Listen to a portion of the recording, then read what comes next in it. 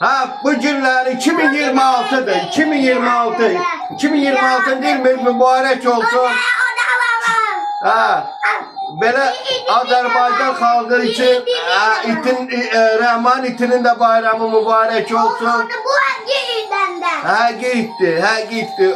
Ha. Deməli 2026 yıl Azerbaycan halkı için uğurlu düşərli olsun. Ha.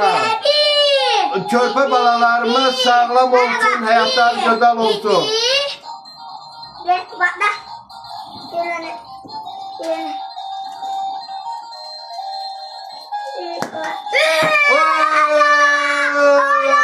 Təbriklər.